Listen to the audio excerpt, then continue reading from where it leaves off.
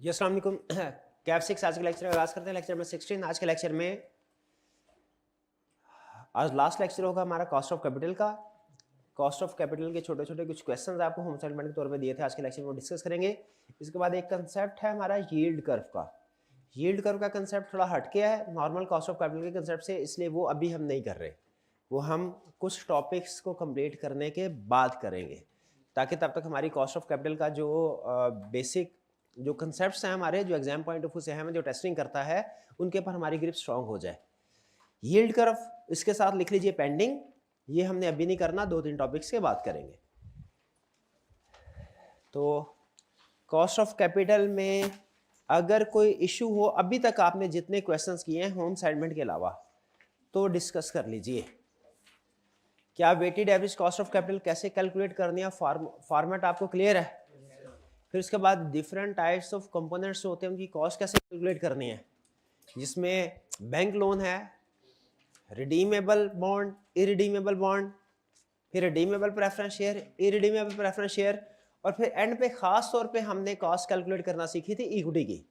Equity की cost calculate करने के लिए कैसे हम कॉस्ट कैलकुलेट करते थे? कैपएम के जरिए से और डिविडेंड वैल्यूएशन मॉडल।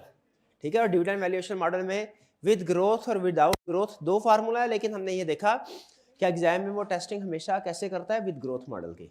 अच्छा, कैपएम से भी कॉस्ट कैलकुलेट हो सकती है, डिविडेंड वैल्यूएशन मॉडल से भी कॉस्ट कैलकुलेट हो सकती है, लेकिन प्राइमरी मेथड कौन सा है कॉस्ट कैलकुलेट का? कैपएम। क्वेश्चन में हमें कैसे वो यूज करवाता था दोनों मॉडल? कैपएम कैलकुलेट करवाता था, कैपएम यूज करवाता था कॉस्ट ऑफ कैपिटल कैलकुलेट करवाने के लिए, और डिविडेंड वैल्यूएशन मॉडल कैसे यूज करवाता था? मार्केट वैल्यू कैलकुलेट करवाने के लिए। क्योंकि हमने जो कंपोनेंट्स की कॉस्ट कैलकुलेट करते हैं, जो वेट कैलकुलेट करते हैं, वो बेसिकली मार्केट वैल्यू उसके लिए चाहिए होती है। तो फॉर्मेट में भी हमने पहले मार्केट वैल्यू लिखते थे, फिर उसके बाद कॉस्ट लिखते थे, फिर उसके बाद weighted average cost of capital. Clear ji? अच्छा, इसमें एक और कंसेप्ट था हमारा, जिसमें dividend cash flow, different cash flow streams आते हैं। एक है विदाउट ग्रोथ और एक विद ग्रोथ। जब दोनों कैश फ्लो स्ट्रीम एक ही क्वेश्चन में टेस्ट करता है, पहले वो बताता है कि जी कांस्टेंट रहेगी कैश फ्लोस, फिर उसके बाद कहता है कि वो कांस्टेंट जो ग्रोथ रेट है उसके साथ ही इंक्रीज होगी। तो उसको हम कैसे सॉल्व करते थे? पहले हम ग्रोथ वाले जो एलिमेंट होता था उसकी प्रेजेंट वैल्यू कैलकुलेट करते थे, फिर उसके बाद जो बाकी कैश फ्लोस होते थे उनकी प्रेजेंट वैल्यू कैलकुलेट करते थे, हमारे पास मार्केट वैल्यू आ जाया करते थे। कोई प्रॉब्लम? कोई प्रॉब्लम नहीं जी।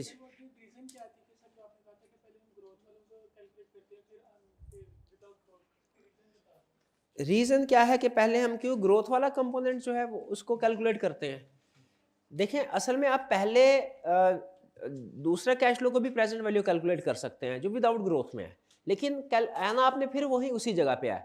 आप पहले ईयर 1 का कैलकुलेट कर ले प्रेजेंट वैल्यू, फिर ईयर 2 के कैश फ्लो की प्रेजेंट वैल्यू कैलकुलेट करें, फिर ईयर 3 की करें, और फिर उसके बाद जो परपेचुटी वाला कैश फ्लो है उसकी प्रेजेंट वैल्यू कैलकुलेट कर ले। ये भी आपको सेम फिगर देगा। और अगर आप पहले परपेचुटी वाला कैलकुलेशन कर लेते हैं, उसकी प्रेजेंट वैल्यू कैलकुलेट कर लें, फिर उसके बाद ईयर 1, ईयर 2, ईयर 3 की कैलकुलेशन कर लें, कोई फर्क नहीं पड़ता इससे। ठीक है, लेकिन मेरी आदत है जब दो ऑप्शंस किसी भी जगह पे मौजूद होती हैं और दोनों ऑप्शन से क्वेश्चन को सॉल्व किया जा सकता है, तो मैं स्टूडेंट को एक जो मुझे उसमें से जजमेंट की बेस पे बेहतर ऑप्शन लगती है वो बताता हूँ। क्योंकि अगर स्टूडेंट्स को दो ऑप्शंस दी जाएं, हालांकि दोनों ही आसान हो, तो स्टूडेंट इस कंफ्यूजन में, इस परेशानी में पड़ जाता है कि हमने कौन सी वाली यूज़ करनी है या किस सिचुएशन में कौन सी वाली यूज़ करनी है। तो इसीलिए मैं अपने आप से ये कहा कि अगर डिफरेंट कैश फ्लो स्ट्रीम्स हों तो पहले जो ग्रोथ वाला एलिमेंट है उसकी प्रेजेंट वैल्यू कैलकुलेट कर लें, ताकि मुश्किल वाला काम आसान हो जाए। और कोई रीज़न नहीं थी, सिर्फ ये थी कि जो मुश्किल वाला काम है वो पहले सॉल्व हो जाए, फिर उसके बाद बाकी कैश फ्लो की प्रेजेंट वैल्यू कैलकुलेट कर लें। आप अगर अपोजिट भी चलना चाहे तो उस तरीके से भी अहम चीज़ ये है कि हर कैश फ्लो की प्रेजेंट वैल्यू कैलकुलेट करनी है, ये अहम है। पहले किसकी करनी है बाद में किसकी करनी है इससे कोई फर्क नहीं पड़ता। और कोई क्वेश्चन? चलिए, अच्छा तैयार हैं? अब ये कुछ दिनों के बाद आए हैं तो उम्मीद है कि कॉस्ट ऑफ कैपिटल के कंसेप्ट हो सकता है आपके थोड़े वीक हो गए हों, तो इसी बहाने हम आज के इस आखिरी लेक्चर में, कॉस्ट ऑफ कैपिटल के आखिरी लेक्चर में, इन कंसेप्ट्स की क्विक रिवीजन करते हैं होम असाइनमेंट के जरिए से। तैयार हैं? कैलकुलेटर आपके सामने होना चाहिए, जैसे जैसे आप क्वेश्चन आपके सामने है फौरन कैलकुलेशन करनी है आपने।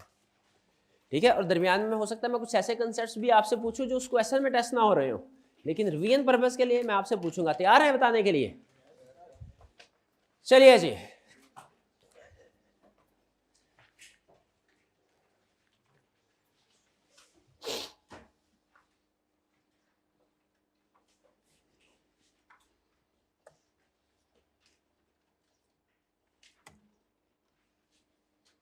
नहीं मान रहा। ओह, ये रहा हमारा पहला क्वेश्चन।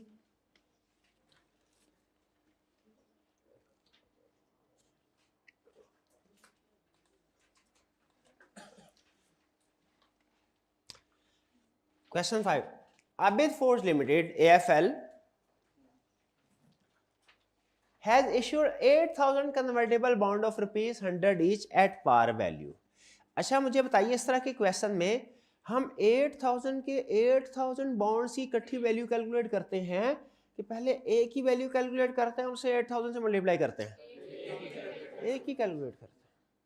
ठीक है, वैसे 8,000 की भी कैलकुलेट की जा सकती है, लेकिन वो ज्यादा मुश्किल होगी, उसमें आपको इंटरेस्ट भी सबका इकट्ठा एग्रीगेट कैलकुलेट करना पड़ेगा, तो एक ही कैलकुलेट करते हैं। The bonds carry markup at the rate of 8% which is payable annually. 8% है, ये 8% क्या है? कूपन रेट किस काम आता है? Interest, annual interest payment calculate करने के लिए, कि डिस्काउंटिंग के लिए? इंटरेस्ट पेमेंट कैलकुलेट करने के लिए। ईच बॉन्ड में be converted into 10 ordinary share of AFL in 3 years। Any bond not converted will be redeemed at rupees 115 per bond। Redeem कर सकते हैं आप 10 ऑर्डिनरी शेयर्स में 3 साल के बाद। इसका मतलब है ये एक कन्वर्टेबल शेयर है और उसने उसकी रिडेम्पशन वैल्यू भी दे दी है, रिडीमेबल एट पार है और कन्वर्टेबल इनटू 10 शेयर्स है। अब जिसके पास भी ये बॉन्ड है 3 साल बाद उसने क्या फैसला करना है? ये रिडीम करवाऊं बदले में कैश लूं या के कन्वर्ट? अच्छा, ये फैसला कब करना है? जब बॉन्ड इशू हुआ तब, या जब बॉन्ड मैच्योर हो रहा है? मैच्योरिटी डेट, मैच्योरिटी डेट पे। शाबाश। Calculate the current market price of the bonds if the bond holder require a return of 10%। अब ये 10% क्या है? Required rate of return. ये है डिस्काउंट रेट, जिस डिस्काउंटिंग करनी है। And expected value of AFL's ordinary share on the conversion day is, part A में ₹12 पर शेयर, पार्ट बी में ₹10 पर शेयर। पार्ट ए अलग सॉल्व करना है, पार्ट बी अलग सॉल्व करना है। क्या करना होगा इसमें भला? वैल्यू कैसे? प्राइस कैलकुलेट करनी है, कॉस्ट कैलकुलेट करनी है? ये कॉस्ट कैलकुलेट करने वाला क्वेश्चन है या प्राइस मार्केट वैल्यू कैलकुलेट? तो मार्केट वैल्यू या प्राइस क्या होती है? क्या प्रेजेंट वैल्यू? किसी भी सिक्योरिटी की मार्केट वैल्यू क्या होती है? Present value of cash flows. तो आपने इसके कैश फ्लोस की प्रेजेंट वैल्यू कैलकुलेट करनी है। ठीक है। अच्छा, टैक्स रेट दिया है इसने, आसान हो गया। टैक्स रेट दिया होता तो क्या करते हैं? ये जो 8% है ना, 8 rupees per annum interest, tax adjust करते हैं, उससे मल्टीप्लाई बाय 70% करते हैं, 5.6 आ जाता वो, उसके मुताबिक सॉल्व। लेकिन इसमें टैक्स रेट नहीं दिया हुआ, इसका मतलब है ये हमने टैक्स एडजस्टमेंट के बगैर सॉल्व करना है। तो बताइए प्रेजेंट वैल्यू क्या होगी? ईयर 1 में 8 divided by 1.1 power, sorry 8 multiplied by 1.1 power -1 plus 8 multiplied by 1.1 power -2 plus 8 multiplied by 1.1 power -3 और फिर प्लस जो टर्मिनल वैल्यू होगी लास्ट वाली, वो कौन सी लेनी है? हायर ऑफ कन्वर्जन या रिडेम्पशन। कन्वर्ट करते हैं तो कितनी वैल्यू आएगी? 10 शेयर्स हैं 12 के 120, और रिडीम करते हैं तो 115। तो कौन से ऑप्शन एक्सरसाइज करनी है? 120। क्या अंदाजा लगा लेते हैं आपकी फेवरेबल ऑप्शन कौन सी है? कन्वर्ट करवाना ज्यादा बेहतर है कि रिडीम करवाना? पता चल जाता है इसमें ऑप्शन ए में कन्वर्ट करवाना ज्यादा बेहतर है। 120 रुपये मिलेंगे वैल्यू। क्लियर? सॉल्व कर ले। क्या प्रेजेंट वैल्यू आई? 110.05 कैलकुलेशन कर दूं कि कर लिया आपने? अच्छा, एक एनएमडी के जरिए से भी तो कर सकते हैं, ये तो मैंने हर कैश फ्लो अलग करवाया ना। एनएमडी के जरिए कैसे करते हैं? 8 into 1 minus 1.1 power -3 divided by 0.1 और फिर उसको प्लस टर्मिनल वैल्यू जो होगी 120। क्लियर? कोई प्रॉब्लम है इसमें? कहते हैं तो सॉल्व ही कर, पक्की बात। कोई एक स्टूडेंट जिससे सॉल्व ना हुआ हो?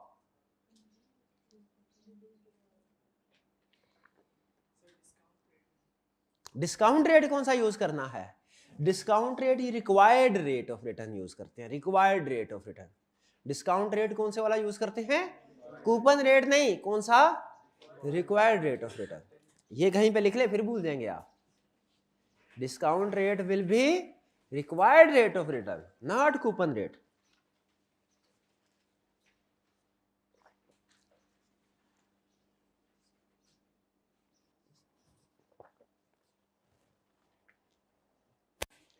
ठीक है? कूपन रेट किस लिए होता है? डिस्काउंटिंग के लिए नहीं, एनुअल कैश फ्लो कैलकुलेट करने के लिए। नेक्स्ट पार्ट भी, ये कैसे सॉल्व होगा? सेम प्राइस कैलकुलेट करनी है, यानी प्रेजेंट वैल्यू ही मार्केट वैल्यू होती है। ये किसके इक्वल है? R8 इंटू 1 माइनस 1.1 है ना, पावर -3 डिवाइडेड बाय 0.1 प्लस, अब की बात टर्मिनल वैल्यू क्या होगी? 115 कन्वर्जन वैल्यू, सॉरी ये रिडेम्पशन वैल्यू 115 या conversion value 10 into 10 100 whichever is higher. अब की बार कौन सा हायर है? कन्वर्जन वैल्यू यानी 100 या रिडेम्पशन वैल्यू 115? तो अब की बार प्लस 115 डिवाइडेड बाय इनटू कर लेते हैं, इनटू 1.1 पावर 106.3, ये इसकी मार्केट वैल्यू। कोई प्रॉब्लम? ओके, चलिए इसमें कोई नई चीज सीखी हमने? इस क्वेश्चन में कोई नई चीज नहीं थी। डिस्काउंट रेट किसको यूज करना है? कूपन रेट को यूज करना होता है ना। किसको? रिक्वायर्ड रेट ऑफ रिटर्न को। रिक्वायर्ड रेट ऑफ रिटर्न के और भी 2-3 नाम है, ठीक है? यील्ड रेट भी बोलते हैं, यील्ड टू मैच्योरिटी भी बोलते हैं। नेक्स्ट क्वेश्चन 6, ये 56 नहीं क्वेश्चन 6 है, टाइप करते हुए आगे पीछे हो जाता है बाजू बात। रिक्वायर्ड में क्या कह रहे हैं? Estimate the cost of equity. जैसे ही कॉस्ट ऑफ इक्विटी बोला मेरे ज़हन में फौरन आ गया, कैपम भी आ गया, डिविडेंड वैल्यूएशन मॉडल भी आ गया। अब डिपेंड करता है इन्फॉर्मेशन कौन सी देता है। अगर दोनों इन्फॉर्मेशन देगा तो मैं प्रेफर किसको करूंगा? कैपम को। कह रहे company shares are currently valued at ₹8.20 and the company is expected to pay an annual dividend of ₹0.70 per share for the foreseeable future। यानी हमेशा 0.70 डिविडेंड ही मिलता रहेगा, बढ़ेगा नहीं कभी, हमेशा 0.70 ही चलता रहेगा, नहीं बढ़ेगा नहीं कभी नहीं। foreseeable future का मतलब यही है। इसका मतलब फार्मूला कौन सा है डिविडेंड वैल्यूएशन मॉडल में? विदाउट ग्रोथ का। The next annual dividend is payable in the near future। अच्छा, इसका क्या मतलब है? Payable in the near future and ये D नॉट भी है, और इसका मतलब ये हुआ कि ये जो अनकरीब पे होने वाला है तो 8.2 क्या है? ये X प्राइस है कि कम प्राइस है? कम प्राइस है। आगे चले बगैर यहां तक भी कैसे पता चल गया हमें कि ये कम प्राइस है? क्योंकि वो कह रहा है अनकरीब पेएबल है। अनकरीब पेएबल है तो इसका मतलब है जो डिविडेंड अनकरीब पेएबल होता है शेयर की प्राइस में शामिल है। आगे उसने खुद से भी बता दिया, and share price of ₹8.20 is a come dividend price. ये ना भी बताता हमें फिर भी पता होता। कैसे पता होता चाहे ना भी बताता हमें? Payable near future. आपको बताया था रिसेंटली पेड और टू बी पेड, इन दोनों का मतलब है ये डिविडेंड नॉट है। रिसेंटली पेड और टू बी पेड, इन दोनों का मतलब क्या है? डिविडेंड नॉट है। लेकिन अगर रिसेंटली पेड है तो इसका मतलब है शेयर प्राइस एक्स डिविडेंड है, डिविडेंड पे हो चुका। और रिसेंटली टू बी पेड है अगर, कम डिविडेंड प्राइस है। यहाँ पे recently to dividend is payable in near future, recently payable है। तो अब कॉस्ट ऑफ इक्विटी क्या होगा, हमारा क्या फार्मूला होता है डिविडेंड वैल्यूएशन मॉडल में, cost of equity is equal to T not divided by P not, और हमने कॉस्ट ही कैलकुलेट करनी है। डी नॉट क्या है 0.7, प्राइस कौन सी होती है हमारे पास, फार्मूला में कौन सी प्राइस यूज करते हैं, एक्स डिविडेंड। क्या है एक्स डिविडेंड प्राइस 8.2 माइनस 0.7, 7.5, और ये कैसे आया 8.2 माइनस 0.7, 9.3%। कोई प्रॉब्लम, इसमें कोई नई चीज सीखी हमने, इस क्वेश्चन में सोचे क्या नया चीज सीखी, पेएबल इन नियर फ्यूचर, इसका मतलब क्या है प्राइस कम डिविडेंड है, जैसे मैंने पहले बताया था कहीं। चलें बहरहाल क्वेश्चन 6 क्लियर है जी। क्वेश्चन 7, ये भी एस्टिमेट कॉस्ट ऑफ इक्विटी। जैसे उसने कहा एस्टिमेट कॉस्ट ऑफ इक्विटी, मेरे जहन में दो फार्मूला कौन कौन से आ गए, डीवीएम और कैपएम, नहीं कैपएम और डीवीएम। ठीक है, अगर जो इंफॉर्मेशन दी हुई है उसी के मुताबिक कैलकुलेशन कर लेंगे, और अगर दोनों की इंफॉर्मेशन दी है कैपएम, क्योंकि कैपएम इजाद ही कॉस्ट कैलकुलेट करने का, डीवीएम तो असल में उसका दूसरा पर्पस भी है ना, वैल्यू डिविडेंड वैल्यूएशन मॉडल नाम में लिखा। कंपनी शेयर प्राइस इज ₹5.0, मेरे जहन में सवाल क्या पैदा हुआ भला, ये कम डिविडेंड है कि एक्स डिविडेंड है। आगे चलते हैं, कह रहे हैं next annual dividend will be paid in 1 years time, साल बाद पे होगा। इसका मतलब ये एक्स डिविडेंड प्राइस है, इस साल का पे हो चुका है, अगला डिविडेंड साल बाद पे होगा, इसका मतलब क्या है इस साल का डिविडेंड पे हो चुका है, तो ये है ex dividend price. And dividend are expected to grow by 4% per year into the foreseeable future. Growth rate क्या आ गया 4%।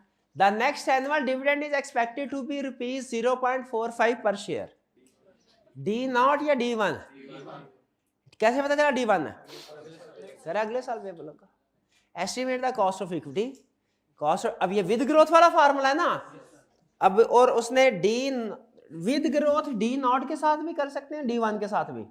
किसके साथ करूं, डी नॉट इंटू 1 प्लस जी, वही D1 होता है। किसके साथ करूं, डी नॉट, शाबाश, डी नॉट इंटू 1 प्लस जी वाला कौन है, ये उसने हमें क्या डिविडेंड दिया हुआ है, डी नॉट दिया है या D1 दिया हुआ है, तो फार्मूला D1 के साथ लिखेंगे डी नॉट के साथ, D1 के साथ, तो कॉस्ट ऑफ इक्विटी हो जाएगी D1 divided by P not plus g, यही है जी। डी नॉट क्या है 0.45, पी नॉट कौन सी चाहिए, एक्स डिविडेंड कम डिविडेंड, और दी कौन सी है एक्स डिविडेंड ही दी है 5, और प्लस 0.4%, 13%।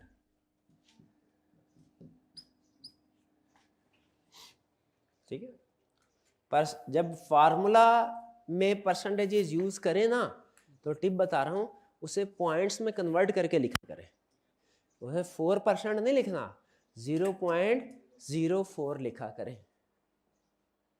ठीक है, ये इससे कैलकुलेशन आसान हो, वरना 4% में ना आप कैलकुलेटर में घूम जाएंगे, वो बाद का 4% में डायरेक्ट 4 लिख देते हैं, वो क्वेश्चन कुछ आ जाता है आंसर। 7 में कोई प्रॉब्लम, कोई प्रॉब्लम नहीं, आगे चलें। ओए 8 में से 8 असाइनमेंट में 8 तो था ही, ये तो कर लिया था, वो तो कर, ये कौन सा जिम्बा वाला तो नहीं था, हाँ जिम्बा देखा, जिम्बा वाले में एक ही प्रॉब्लम थी क्या, वो 2 स्ट्रीम थे, 2 स्ट्रीम थे, वो तो हमने प्रीवियस लेक्चर में डिस्कस किया था। 9, A company shares have a current market value of ₹13.0, मेरे जहन में क्या आई बात, एक्स डिविडेंड के कम डिविडेंड, कोई बात नहीं, आगे बता देगा। The most recent annual dividend has just been paid, has just been paid, इस लाइन का दी क्यों इसने ये लाइन, दुनिया में कोई भी चीज बेमकसद नहीं है, ऐसा ही है ना। उसी तरह क्वेश्चन के अंदर भी कोई भी इंफॉर्मेशन बेमकसद नहीं होती। आपको पता होना चाहिए ये इंफॉर्मेशन उसने हमें किस लिए दी है, इसलिए दी है। तो ये the most recent annual dividend has just been paid, किस लिए दी है? ताकि पता चले डिविडेंड पे हो चुका है, ये जो प्राइस दे रहा है वो एक्स डिविडेंड है। दिस वाज रुपीज 1.50 पर शेयर, ये क्या है? ये क्या है? डी नॉट, रिसेंटली पे हुआ है, डी नॉट है। तो हमारे पास डी नॉट भी आ गया, पी नॉट भी आ गया। Required estimate the cost of equity in this company in each of the following circumstances. पहला, using the DVM and when the annual dividend is expected to remain rupees 1.50 into the foreseeable future. Remain same in foreseeable future, इस जुमले का phrase का मतलब क्या है? Without growth. Without growth formula क्या ऊपर? D not divided bye P not. D not 1.50 divided by P not 13.0 लगाए फार्मूला 11.53। कैलकुलेट हो गया या कैलकुलेशन कर दूं? कैसे हुआ बताया ना, कैसे हुआ भैया? क्या दिखा आंसर किधर है? 11.53, शाबाश। D not divided by P not. Part B, using the DVM and when the annual dividend is expected to grow by 4% each year in the foreseeable future. ये क्या हो गया? With growth, ठीक है। अब फार्मूला कैसे चेंज होगा? अब विद ग्रोथ के फार्मूला में डी नॉट लिखूं कि डी वन यूज करूं? क्योंकि दिया डी नॉट है, वही यूज करना है। इसको रेज कर दूं?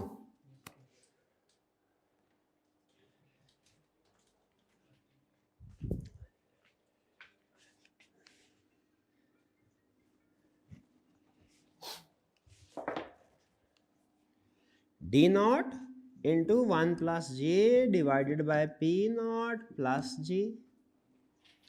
डी नॉट क्या है जी? 1.50, जी 4%, 1.50 इंटू 4% 1.56 आ जाएगा। D not 1.5 into 1.04 1.56 divided by P not 13, divide कर ले 13 और प्लस 0.04 16%। पहले कितनी थी? 11%। अच्छा, इसका मतलब ये है कि अगर ग्रोथ रेट ज्यादा हो तो कॉस्ट बढ़ जाती है, ऐसे ही है। ग्रोथ रेट ज्यादा हो तो कॉस्ट बढ़ जाती है। ओके, आगे चलते हैं। The CAPM is used and the equity beta is 1.2, risk free cost of capital is 5% and the expected market return is 14%. CAPM का फार्मूला क्या है? Risk free rate plus beta into market rate minus risk free rate. Market rate अब कोई नहीं बोलेगा, जिसे पूछो वही। Market rate minus risk free rate, इन दोनों को नेट करके जो फिगर आती है उसे क्या बोलते हैं? शाबाश, उसे बोलते हैं मार्केट रिस्क प्रीमियम। आपको याद है एक क्वेश्चन में उसने हमारे साथ दाव खेला था, मार्केट रिस्क प्रीमियम डायरेक्ट ही दे दिया था। हम उसमें से भी रिस्क फ्री रेट को लेस करने लगे थे, याद है? करने लगे थे ना? नहीं करने लगे थे, हमें पता था रिस्क। तो कैफे में इक्विटी बीटा, तो रिस्क फ्री रेट क्या है? 5% plus beta 1.2 into 14 minus 5 9 10.8 plus 5% 15.8 आया। 15.8 फार्मूला लिख दूं? भूल गए होगे सारे। अभी कैपेम का फार्मूला लिखे 15 सेकंड के अंदर, आपका टाइम शुरू होता है। ऑनलाइन वाले स्टूडेंट आप भी लिखिए, कैपेम का फार्मूला लिखिए। किधर है? किधर है? लिख लिख लिख लिख किधर है? अच्छा नीचे लिखा, मैं समझा, मैं प्रिंट टाइम। हाँ ठीक है, माइनस रिस्क फ्री। शाबाश शाबाश शाबाश शाबाश शाबाश।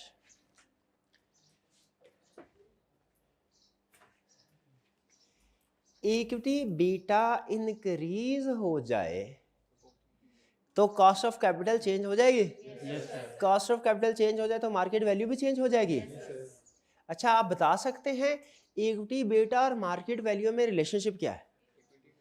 देखते हैं किसने कितने क्वेश्चंस प्रैक्टिस किए हैं। इक्विटी बीटा और मार्केट वैल्यू ऑफ शेयर में क्या रिलेशनशिप है? कोई रिलेशनशिप नहीं है। तो बीटा चेंज होने से मार्केट वैल्यू क्यों चेंज होती है? फिर मार्केट वैल्यू कॉस्ट बढ़ेगी। अगर इक्विटी बीटा बढ़ गया कॉस्ट बढ़ेगी, मार्केट वैल्यू बढ़ेगी कि कम होगी? कम। इनवर्स रिलेशनशिप पढ़ा था ना हमने क्वेश्चन भी दो क्वेश्चन किए थे, ऐसे 2-3 किए थे जिसमें इक्विटी बीटा चेंज हुआ था। तो आपने मार्केट वैल्यू कैलकुलेट तो कर ली, लेकिन सोचा नहीं होगा कि इक्विटी बीटा इंक्रीज होने से मार्केट वैल्यू पे क्या फर्क पड़ा है, वो इंक्रीज हुई है कि डिक्रीज हुई है। सोचा था कि सिर्फ कैलकुलेट कर लिया था। नंबर कैलकुलेट करना ना अकाउंटेंट को सोचने की आदत ही नहीं होती। आपने सिर्फ फार्मूला पुट करके कैलकुलेशन करके आपने कहा जान छुट्टी, कि थोड़ा सोचा कि इक्विटी बीटा इंक्रीज हुआ है, मार्केट वैल्यू इंक्रीज हुई है कि डिक्रीज हुई है? सोचा थोड़ा सा। तो इक्विटी बीटा इंक्रीज होता है तो मार्केट वैल्यू क्या होती है? कम। क्योंकि इक्विटी बीटा का बढ़ना गुड थिंग है कि बैड थिंग है? बैड थिंग कैसे है? रिस्क ज्यादा हो जाता। तो जितनी बैड थिंग कंपनी में ज्यादा होंगी उसकी वैल्यू कम होगी, और जितनी बैड थिंग्स कम होगी उसकी वैल्यू ज्यादा होगी। इक्विटी बीटा हमें क्वेश्चन में हमेशा देगा या कि कैलकुलेट करवाएगा? हमेशा देगा, लेकिन C5 लेवल पे जब आप जाएंगे उसे कैलकुलेट करवाएगा। अगर गए नहीं, जब गए तो लगे रहे तो जाएंगे जरूर। क्यों इतना निराश होते हैं? फेल शेल बंदा होता रहता है, कोई टेंशन नहीं लेनी, लेकिन हाँ लगे रहे ना तो क्वालिफाई कर जाते हैं। लगे रहे तो मेहनत करते रहे और अटेम्प्ट देते रहे। जहां पे दोनों में से कोई एक चीज भी छोड़े ना फिर फारेगा। हाँ जी, इसमें एक अजीबो गरीब चीज है। क्वेश्चन 10 में एक अजीबो गरीब चीज है। वो क्या है वो भी पढ़ेंगे तो आपको पता चलेगा। अच्छा, करना क्या? What is the value of convertible bond? Convertible bond की मार्केट वैल्यू क्या है? भाई दुनिया का कोई भी सिक्योरिटी हो, चाहे शेयर्स हो चाहे बॉन्ड्स हो, convertible, non convertible, redeemable, irredeemable, उसकी वैल्यू क्या होती है? और ये सिर्फ सिक्योरिटी नहीं, दुनिया की हर चीज की मार्केट वैल्यू।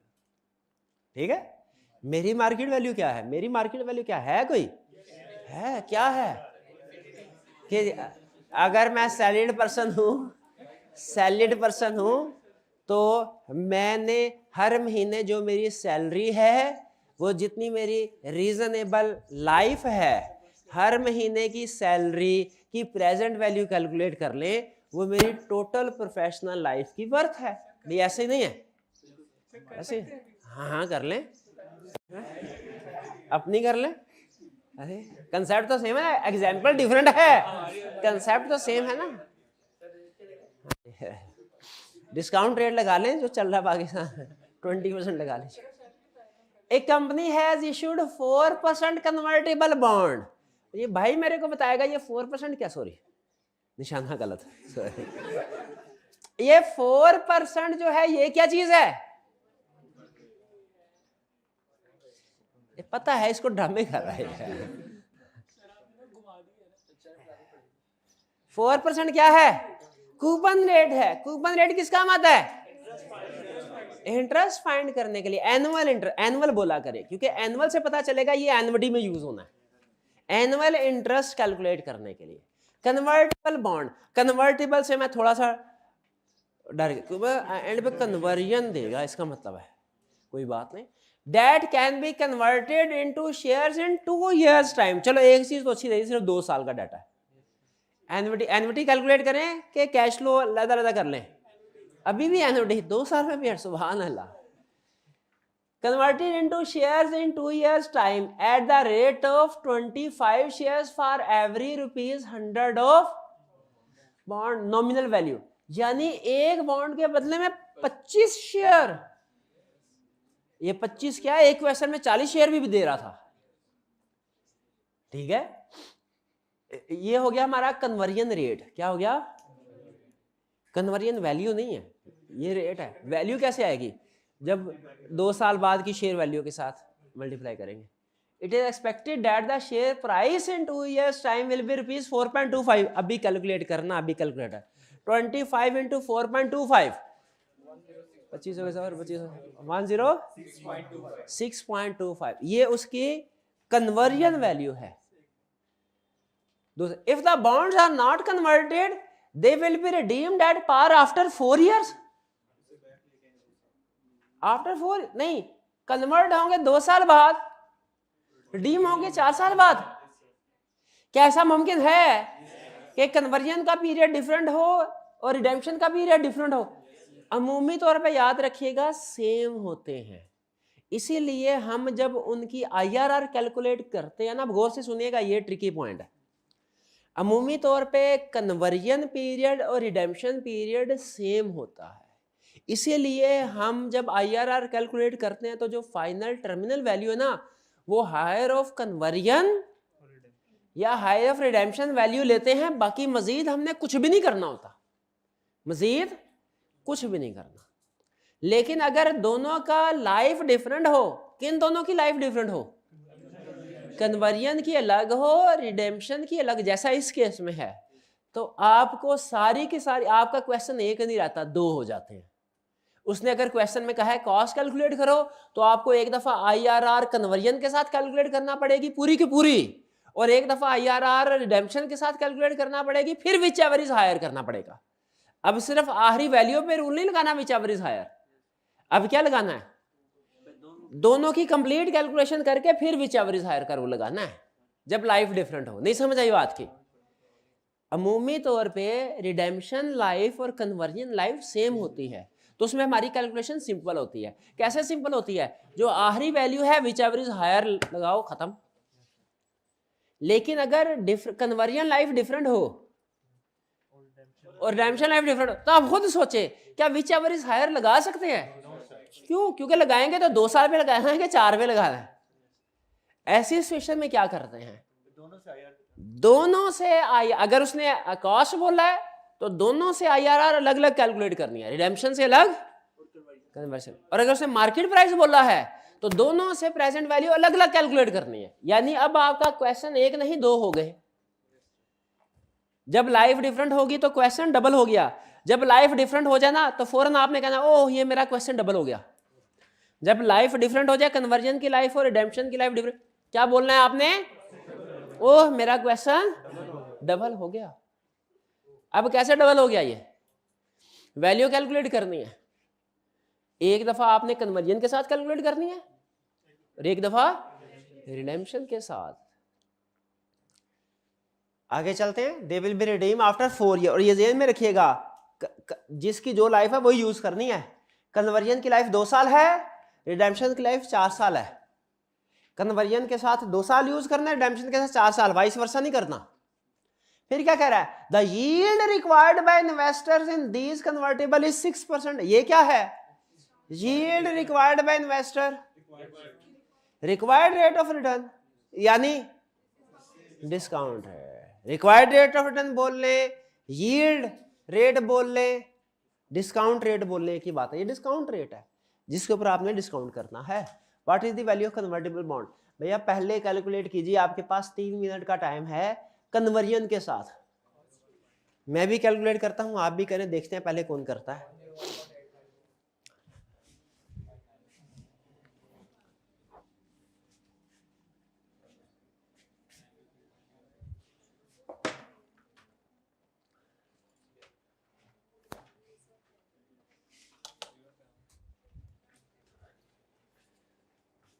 एनबीडी तो अच्छा, टैक्स रेट किधर गया? तो अच्छी, ये तो अच्छी बात, गुड न्यूज है। इसका मतलब टैक्स की एडजस्टमेंट नहीं करनी, वरना मुश्किल वो भी नहीं थी। 4% के साथ उसको टैक्स एडजस्टमेंट करनी थी, लेकिन अभी 4% है और फेस वैल्यू है इसकी, नॉमिनल वैल्यू 100 है। 4 × 100 4 आ जाएगा, और ये है 2 सालों का। एनएमटी बना लेते हैं इसकी। एनएमटी में तो अब हम एक्सपर्ट आ गए, मैं भी एक्सपर्ट हो गया। प्रेजेंट वैल्यू यानी market value is equal to 4 into 1 minus 1.06 power -2 divided by 0.06 और फिर प्लस लास्ट वैल्यू क्या है, कन्वर्जन वैल्यू 25 के हिसाब से है 4.25, तो कन्वर्जन वैल्यू आ गई 25 इंटू 4.25 कितना हुआ 106.25 इंटू 1.06 पावर -2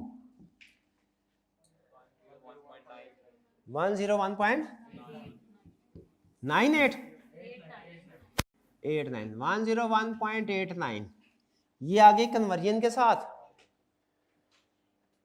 कोई प्रॉब्लम भाई, ये 106.25 कैसे आया 25 इंटू 4. ये 1.06 कहां से आया, रिक्वायर्ड रेट ऑफ, ये -2 कहां से आया, कन्वर्जन ईयर्स है, कितने साल बाद कन्वर्ट होना है। 4 कहां से आया, coupon rate multiplied by face value.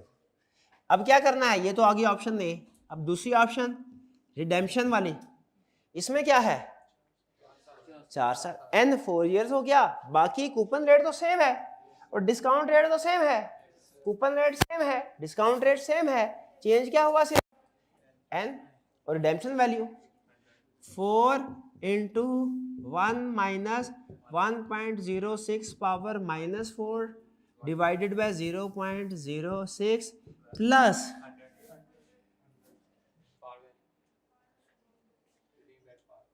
Redeemed at par नहीं होगा, अच्छा एट पार है नहीं दे रहे कुछ, चलो कोई बात नहीं, 100 इंटू 1.06 पावर -4 93. अब बताइए, आप जिस इन्वेस्टर के पास ये बॉन्ड है आप उसे क्या मशवरा देंगे, कन्वर्ट करवाए के रिडीम करवाए, कन्वर्ट करवाए के रिडीम करवाए, कन्वर्ट। और हर इन्वेस्टर जिसके पास ये बॉन्ड है को रैशनल इन्वेस्टर जो होशो हवास में है वो कौन सी ऑप्शन सेलेक्ट करेगा, पहली वाली दूसरे वाली, इसीलिए हमेशा विचएवर इज हायर का रूल लगाते हैं, क्योंकि जो भी इन्वेस्टर ऑप्शन एक्सरसाइज करेगा हायर वाली करेगा जो फेवरेबल है। क्लियर जी। इसमें कोई नई चीज सीखी आपने, क्या नई चीज सीखी, अगर रिडेम्पशन ईयर और कन्वर्जन ईयर डिफरेंट हो क्वेश्चन डबल हो जाएगा, अलग अलग कैलकुलेशन का, इसको लिख ले कहीं ताकि भूल ना जाए। आइंदा जब कभी ये सेंटेंस पढ़ेंगे पूरा क्वेश्चन नजरों के सामने घूम जाएगा कि ऐसे कैलकुलेशन की थी, लिख ले भाई लिख ले।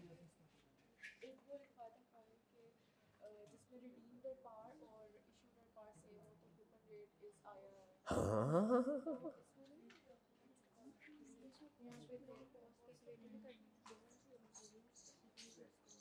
एक और कंसेप्ट भैया आपने लिख लिया, पहले ये बताएं, पहले ये वाला कंसेप्ट तो पक्का कर ले, मैं उस कंसेप्ट की तरफ आता हूं। भाई पूछे भाई से क्या,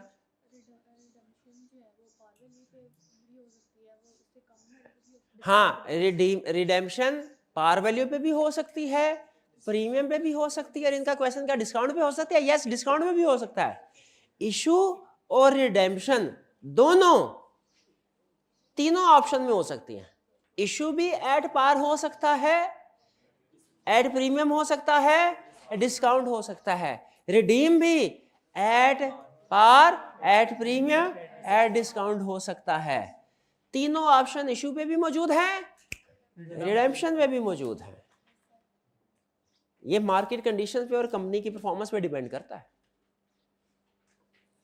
issued at discount redeemable eight discount हो सकता है, issued at discount redeemable at premium हो सकता है, issued at premium redeemable eight discount हो सकता है, issued at premium redeemable at premium हो सकता है, issued at discount redeemable eight discount हो सकता है, बिल्कुल हो सकता है। क्लियर, ये समझ क्या लिखा है आपने अभी रूल, हाँ जी 2 दफा क्वेश्चन कर, अगर रिडेम्पशन लाइफ और कन्वर्जन लाइफ डिफरेंट है आपको क्वेश्चन 2 दफा करना पड़ेगा, एक दफा रिडेम्पशन के साथ और फिर दोनों।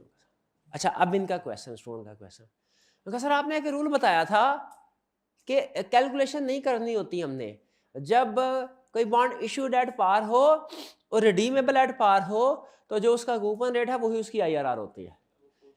इश्यूड एट पार, हाँ जी, वो किस लिए था? जब कॉस्ट कैलकुलेट करनी हो। यहाँ पे वो कंसेप्ट क्यों नहीं लगाया हमने? मार्केट वैल्यू कैलकुलेट करना है, मार्केट वैल्यू कैलकुलेट करना। क्लियर जी?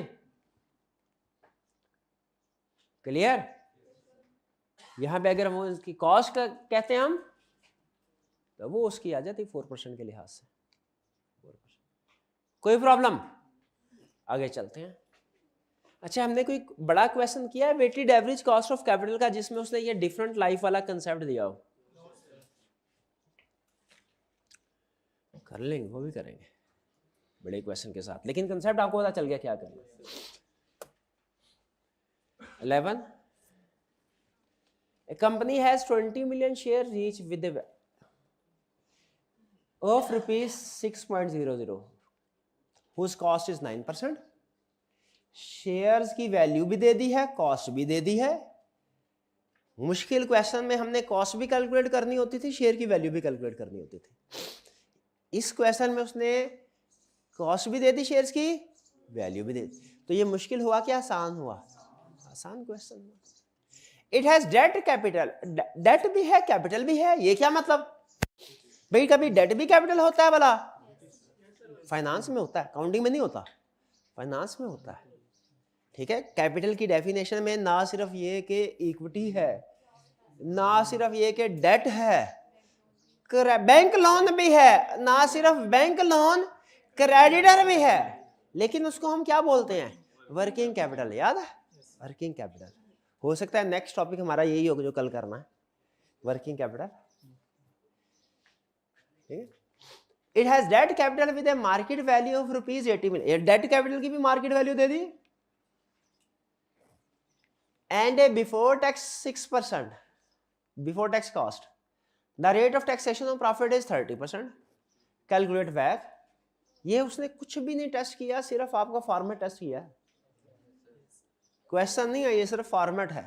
जरा दिखाएं मुझे, मैंने ये देखना है कि आप 4 कॉलम बनाते हैं इसके के 5 बनाते हैं। अभी देखते हैं, अभी देख लेते, अभी पता चल जाता है। आपके पास टाइम है 1.5 मिनट, आपका टाइम शुरू होता है अब।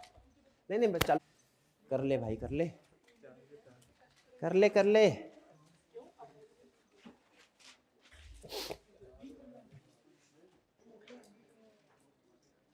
कर ले, फॉर्मेट दिखा दे मेरे को, फॉर्मेट दिखा दे।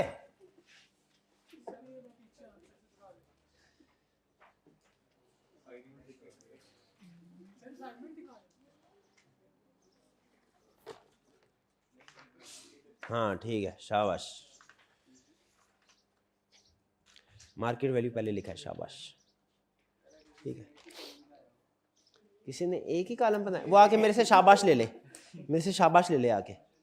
एक कॉलम का फॉर्मेट कौन सा होता है? खुदा का खौफ कर, फंस जाएगा उधर जाके एग्जाम में। अब इसमें क्या करना है? फॉर्मेट स्टैंडर्ड, शाबाश। ये भी बनाया आपने? हाँ मेरा भाई, शाबाश। मार्केट वैल्यू है, कॉस्ट। 20 मिलियन आ जाएगी शेयर्स की मार्केट वैल्यू। सॉरी, 20 मिलियन नहीं आएगी, देखा मैं गलती कर गया। 20 मिलियन थोड़ा ही आएगी, वो तो नंबर ऑफ शेयर्स हैं।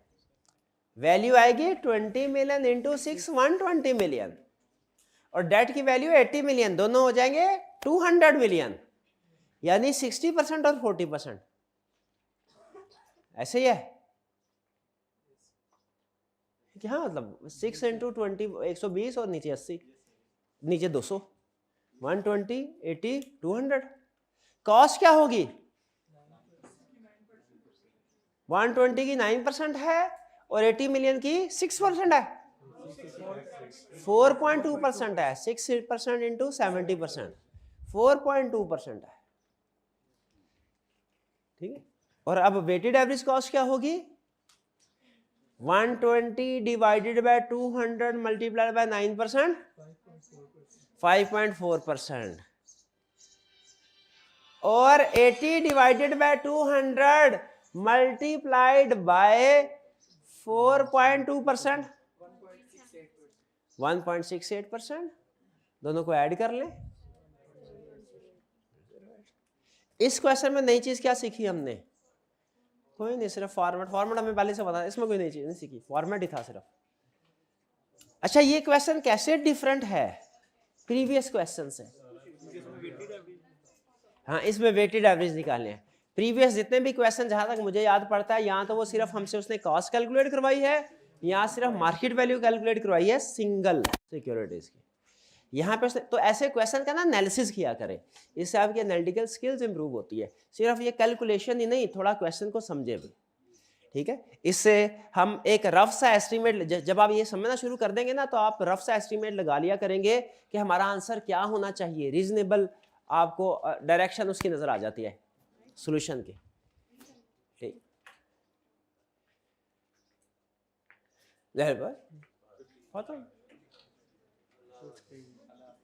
कोई क्वेश्चन पूछना चाहते हो तो पूछ लीजिए कॉस्ट ऑफ कैपिटल का। कोई क्वेश्चन नहीं है? अच्छा, कॉस्ट ऑफ कैपिटल के ऊपर आपकी ग्रिप है? अब आप समझते हैं कि ICAP का क्वेश्चन अटेम्प्ट कर लेंगे। अच्छा, आप लोगों को शेयर किया गया था LM, फिजिकल वाले स्टूडेंट्स की बात कर रहा हूँ, ये बात ऑनलाइन वाले स्टूडेंट्स के लिए नहीं है। आप लोगों के साथ LMS की डिटेल शेयर की गई थी, URL, वो कम्युनिटी में URL, यूजर नेम, पासवर्ड। तो आप कितने स्टूडेंट हैं जाके एक्सेस किया LMS को? अच्छा हाँ, जिन्होंने नहीं किया वो आज कर लें, क्योंकि अब आपको एक और चीज़ ऐड करनी है आपके कोर्स में, एक और चीज़ ऐड करनी है, वो होगी आपकी daily test your understanding, online testing. ज़्यादा से ज़्यादा क्वेश्चन, ज़्यादा से ज़्यादा बेतहाश क्वेश्चन ही क्वेश्चन, क्वेश्चन ही, आसान क्वेश्चन, मुश्किल क्वेश्चन, ICAP के क्वेश्चन, पास्ट पेपर के question, imported question, local question, हाँ, ब्रॉड क्वेश्चन, सारे का ये आपने प्रैक्टिस आज आपने लाजमी कर लेना। बाकी फर्दर हम इसको अपलोड करके मैं कम्युनिटी में इन्फॉर्म कर दूंगा आपको, और ये ऑनलाइन वाले स्टूडेंट्स को भी, लेकिन चूंकि इनका LMS ऑलरेडी बना हुआ है तो डायरेक्टली अपलोड कर दिया जाएगा। आप लोगों का चूंकि LMS हमने अलग से बनाया है, जिसमें लेक्चर नहीं हुआ करेंगे, ये ध्यान में रखिएगा। हाँ, बहुत ज्यादा एक्सपेक्टेशन डेवलप ना कीजिएगा, वो तो फिर ऑनलाइन में फिजिकल में फर्क क्या रह गया? लेक्चर सिर्फ आपके रिसोर्सेज होंगे, और रिसोर्सेज भी सेलेक्टेड नहीं, फिर भी नहीं होंगे। चलिए जी, आज का लेक्चर यहाँ पे ख़त्म करते हैं। अल्लाह हाफिज़।